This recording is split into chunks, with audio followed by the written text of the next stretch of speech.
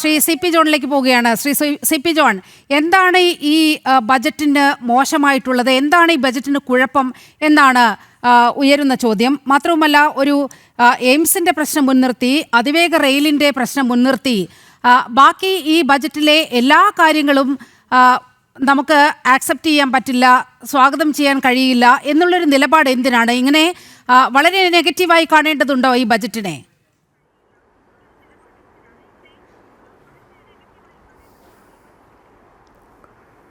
മറ്റുള്ളവരെന്താണ് പറഞ്ഞത് എന്നതിനെക്കുറിച്ച് എന്നോട് ചോദിക്കരുത്. ഞാൻ എന്താണ് പറയുന്നത് അങ്ങയുടെ നിലപാട് ശ്രദ്ധിക്കുകയും അതിനെക്കുറിച്ച് പ്രതികരിക്കുകയും ചെയ്യാം. നിരവധി ചാനലുകളിൽ ഈ വിഷയം സംസാരിച്ച സമയത്തെല്ലാം ഞാനെടുത്ത ഒരു സമീപനം ഇന്ത്യയുടെ ബജറ്റാണ് അവതരിപ്പിച്ചത്. ആ ഇന്ത്യയുടെ ബജറ്റ് അവതരിപ്പിക്കുമ്പോൾ സംസ്ഥാനങ്ങൾക്ക് പ്രത്യേകമായി എന്തെങ്കിലും കിട്ടിയിട്ടുണ്ടോ എന്ന് നോക്കുന്നതിൽ തെറ്റില്ല. പക്ഷേ ഞാൻ ഈ ബജറ്റിനെ മുഖ്യമായി വിമർശിക്കുന്നത് കേരളത്തിൻ്റെ ചില സ്ഥാപനങ്ങൾ കിട്ടിയോ കിട്ടിയില്ലോ എന്ന അർത്ഥത്തിൽ മാത്രമല്ല, അത് പ്രധാനം തന്നെയാണ്. ഈ ബജറ്റ് ലോകത്തെ ഏറ്റവും കൂടുതൽ ജനസംഖ്യയുള്ള ഒരു രാജ്യത്തിൻ്റെ ധനമന്ത്രി അവതരിപ്പിച്ച ഒരു ബജറ്റാണ്. ലോകത്തെ ധനസ്ഥിതി അല്ലെങ്കിൽ സാമ്പത്തിക സ്ഥിതിയും അതിനകത്ത് നടക്കുന്ന താരിഫ് യുദ്ധങ്ങളും കൊണ്ട് ലോക സമ്പദ് വ്യവസ്ഥയിൽ വലിയ ആന്തോളനങ്ങൾ, വലിയ ഓസിലേഷൻസ് നടന്നുകൊണ്ടിരിക്കുകയാണ്. ഇവിടെ ഉണ്ടായിരുന്ന WTO പോലുള്ള സ്ഥാപനങ്ങൾ നിർജീവമായി. ഐക്യരാഷ്ട്രസഭ ഒരു നോക്കുകുത്തിയായി.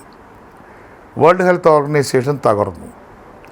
ഒരു രാഷ്ട്രത്തലവനെ തന്നെ അറസ്റ്റ് ചെയ്ത് കൊണ്ടുപോയി ജയിലിൽ പാർപ്പിച്ചിരിക്കുകയാണ് വെനസ്വേലയിൽ നിന്ന്. ഇത്തരത്തിലുള്ള പ്രവർത്തനങ്ങളുടെ ഫലമായിട്ട് കഴിഞ്ഞ 19 വർഷമോ അതിലധികവുമായിട്ട് നിലനിന്നിരുന്ന, അല്ലെങ്കിൽ 70 വർഷത്തിലധികമായി നിലനിന്നിരുന്ന ലോക സാമൂഹ്യ രാഷ്ട്രീയ ക്രമത്തിൽ വലിയ ആന്തോളനമുണ്ടായപ്പോൾ അതിനോട് എങ്ങനെയാണ് ഇന്ത്യ പ്രതികരിക്കുന്നത് എന്ന് മനസ്സിലാക്കാനാണ് ഞാൻ ഈ ബജറ്റ് പ്രസംഗം കേട്ടത്. നിരാശയായിരുന്നു ഫലം. ലോകത്തരത്തിലൊരു ട്രേഡ് വാർ അല്ലെങ്കിൽ ടാരിഫ് വാർ നടക്കുന്നുണ്ടെന്നും ഇന്ത്യക്കെതിരായി 50% താരിഫ് അടിച്ചേൽപ്പിച്ച അമേരിക്ക തെറ്റാണ് ചെയ്തത് എന്നും പറയാൻ എന്തിന് നിർമ്മലാ സീതാരാമൻ അല്ലെങ്കിൽ BJP ഗവൺമെൻറ് മടിച്ചു എന്നതാണ് ആദ്യത്തെ ചോദ്യം. 2, ഇന്ത്യ വളരെ സമർത്ഥമായി തന്നെ ജയശങ്കറിനെ പോലുള്ള വിദേശമന്ത്രിമാരുടെ പ്രവർത്തനങ്ങളെയൊക്കെ വളരെ ഗൗരവത്തോടു കൂടി കാണുന്ന ഒരാളാണ് ഞാൻ. റഷ്യയിൽ നിന്നും ഓയിൽ വാങ്ങിക്കരുത്. നമ്മുടെ ഓയിലാണ് നമ്മുടെ സമ്പദ്ഘടനയുടെയും നമ്മുടെ ധനസ്ഥിതിയുടെയും ഫിനാൻസിൻ്റെയും ഒരു പ്രധാനപ്പെട്ട വിഷയം.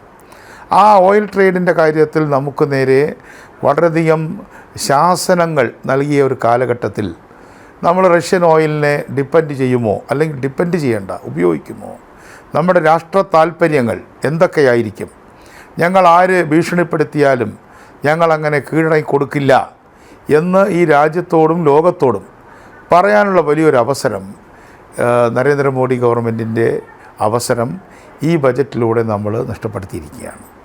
ഇതിൻ്റെ എല്ലാം ഫലമായിട്ട് ഈ താരിഫുകൾ വന്ന് അടിഞ്ഞുന്ന ഈ സന്ദർഭത്തിൽ ദുർബലമായ സമ്പദ്ഘടന, അല്ലെങ്കിൽ ദുർബലമായ പ്രത്യേകിച്ച് മാനുഫാക്ചറിങ്, അതേപോലെ തന്നെ നമ്മുടെ ചെമീൻ കയറ്റുമതി ചെയ്യുന്ന മുതലുള്ള ചെറുതും വലുതുമായ ഇൻഡസ്ട്രികൾ അല്ലെങ്കിൽ വ്യാപാരങ്ങൾ, ട്രേഡുകൾ, ആ ട്രേഡുകൾക്ക് സംഭവിച്ചിട്ടുള്ള ആപത്തിനെ ഇന്ന തരത്തിൽ മിറ്റിഗേറ്റ് ചെയ്യും, ഇന്ന തരത്തിൽ ലഘൂകരിക്കും എന്ന് പറയും എന്നാണ് ഞാൻ കരുതിയത്.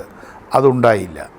അതുകൊണ്ട് ഇന്ത്യ നേരിടുന്ന ആന്തരിക പ്രശ്നങ്ങൾ മാത്രമല്ല, വൈദേശിക അടിസ്ഥാനത്തിൽ, ലോകാടിസ്ഥാനത്തിൽ ഇന്ത്യ നേരിടുന്ന പ്രശ്നങ്ങൾ, ഇന്ത്യൻ സമ്പദ്ഘടന നേരിടുന്ന പ്രശ്നങ്ങൾ, ഇന്ത്യയിലെ ജീവനക്കാർ, ഇന്ത്യക്കാരായ കുടിയേറ്റക്കാർ അല്ലെങ്കിൽ ഇന്ത്യക്കാരായ NRIs അവർ നേരിടുന്ന പ്രശ്നങ്ങൾ, അവർ ഭയവിഹ്വലരാണ്. അമേരിക്ക ഒരു വലിയൊരു സേഫ് ഹാവൻ, ഒരു നല്ല സുരക്ഷിത സങ്കേതമാണ് എന്ന് കരുതിയിരുന്ന ചെറുപ്പക്കാരായ ആളുകൾ ഇന്നവിടെ വിസ കിട്ടുമോ എന്ന് പറഞ്ഞ് പേടിച്ചിരിക്കുകയാണ്. അവരോട് എന്തെങ്കിലും സന്ദേശം ഈ ബജറ്റ് നൽകിയോ? ജോലി നഷ്ടപ്പെട്ട ആളെ തിരിച്ചു കൊണ്ടുവന്നു. ഞാൻ അറസ്റ്റ് ചെയ്ത് കൊണ്ടുവന്ന് പിന്നെ ജയിലിലടച്ചവരെ കുറിച്ചല്ല പറയുന്നത്, അല്ലെങ്കിൽ ചങ്ങലയിട്ട് കൊണ്ടുവന്ന കാര്യം മാത്രമല്ല പറയുന്നത്. നമ്മുടെ നല്ല നല്ല കുട്ടികൾ, 30-35 വയസ്സുള്ള മിടുക്കന്മാരും മിടുക്കികളുമായ കുട്ടികൾ, അവർ ഭയവിഹ്വലരാണ്. അവിടെ പഠിക്കുന്ന സ്റ്റാഫോർഡ് പോലുള്ള യൂണിവേഴ്സിറ്റികളിൽ നിന്ന് അവർ പുറത്താക്കപ്പെടുന്നു, അവരെ തിരിച്ചുവിടുന്നു, അവർക്ക് അഡ്മിഷൻ കിട്ടുന്നില്ല. ഇത്തരം സാഹചര്യങ്ങളിൽ നിങ്ങൾ ഭയപ്പെടേണ്ട. നിങ്ങൾ ഇന്ത്യയിലേക്ക് വരൂ, ഞങ്ങളിവിടെ തുടങ്ങാൻ പോകുന്നുണ്ട് പല കാര്യങ്ങളും എന്നൊക്കെ ഒന്ന് പറച്ചില്ലെങ്കിൽ ഒരു ധൈര്യം കൊടുക്കാൻ ഈ ബജറ്റിന് സാധിച്ചിട്ടുണ്ടോ? എന്താണ് ഈ ബജറ്റിൻ്റെ കുഴപ്പം എന്ന് ചോദിക്കുന്നവരോട് ഞാൻ പറയുകയാണ്, ആ തരത്തിൽ ഒരു കോൾഡ് ബജറ്റാണ്. അതുപോലെ തന്നെ ഇന്ത്യൻ ഫാർമർക്ക് അധികമായി എന്തെങ്കിലും നൽകുമെന്ന് ഈ ബജറ്റ് പറഞ്ഞോ? ഇവിടെ നമ്മുടെ താങ്ങുവിലയുടെ കാര്യത്തിൽ ഇപ്പോൾ കൊക്കോയും കോക്കനട്ടും ഒക്കെ പറഞ്ഞു കഴിഞ്ഞാൽ സ്വാഗതം ചെയ്യുകയാണ്. പ്രത്യേകിച്ചും കോക്കനട്ടിൻ്റെ കാര്യത്തിൽ, ഫൈബറിൻ്റെ കാര്യത്തിലൊക്കെ നമുക്ക് സാധ്യതയുണ്ട്. ഞാൻ പറഞ്ഞ കാര്യങ്ങളെയൊന്നും തള്ളിക്കളയുന്ന ആളല്ല, അത് നല്ല കാര്യമാണ്. എന്നാൽ പൊതുവിൽ നമ്മുടെ ഫാർമേഴ്സിനുണ്ടായിട്ടുള്ള ആ പ്രശ്നങ്ങൾ പരിഹരിക്കാൻ എന്ത് ചെയ്യാൻ പറ്റും? MSME സെക്ടറിൽ ചാമ്പ്യൻ MSME എന്നൊരു കോൺസെപ്റ്റ് കൊണ്ടുവന്നു, ഞാൻ സ്വാഗതം ചെയ്യുകയാണ്. പക്ഷേ തകർന്നു പോയ MSMEകൾക്ക് എന്ത് ചെയ്യാൻ പറ്റും? അവർക്ക് എന്തെങ്കിലും റിവൈവൽ പാക്കേജ് ഉണ്ടോ? നമ്മുടെ കോപ്പറേറ്റീവ് സെക്ടറിനെ കുറിച്ച് പറയുന്നുണ്ട്. ഇൻ്റർ കോപ്പറേറ്റീവ് സൊസൈറ്റികൾ തമ്മിൽ നടത്തുന്ന ഇടപാടുകളുടെ ടാക്സിനെ കുറിച്ച് പറയുന്നുണ്ട്. പക്ഷേ ഇവിടെ കോപ്പറേറ്റീവ് സൊസൈറ്റികൾ പലതും തകർന്നു പോയി. ഏത് പാർട്ടിയെന്ന് ഞാൻ പറയുന്നില്ല, പല പാർട്ടികളിലും പെട്ട സെക്രട്ടറിമാരും പ്രസിഡൻറ്റുമാരും ആത്മഹത്യ ചെയ്തു, കസ്റ്റമേഴ്സ് ആത്മഹത്യ ചെയ്തു. അത്തരം റിവൈവൽ കേരളത്തിനെന്നല്ല, കേരളത്തിലെ ഇന്ത്യയിലെ ആകെയുള്ള കോപ്പറേറ്റീവ് സെക്ടറിൽ, പ്രത്യേകിച്ച് കേരളത്തിൻ്റെ ക്രെഡിറ്റ് സെക്ടറിൽ ഒരു റിവൈവൽ പാക്കേജ് ഞങ്ങൾ കൊണ്ടുവരുമെന്ന് പറഞ്ഞില്ല.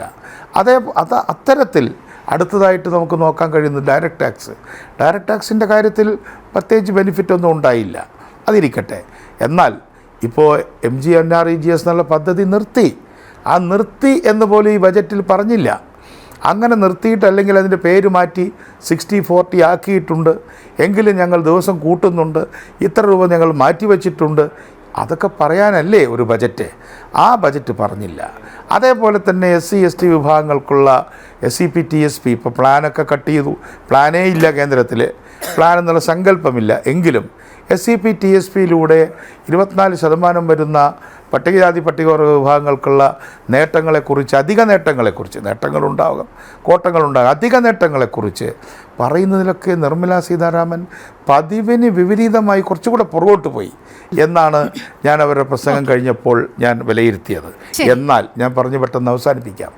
എന്നാൽ നമ്മുടെ ഒരു മിനിറ്റോടെ പറഞ്ഞ് എനിക്കൊരു 8:30 മണിയാകുമ്പോൾ വേറെ പരിപാടിക്ക് പോകണം, അത് ഞാൻ പറഞ്ഞു തീർക്കാം. എന്നാൽ നമ്മുടെ ഫിനാൻസ് കമ്മീഷൻ റിപ്പോർട്ടോടെ പ്ലേസ് ചെയ്തു, ആരും അത് ശ്രദ്ധിച്ചില്ല. അത് നല്ല കാര്യമാണ് ഞാൻ പറയാൻ പോകുന്നത്.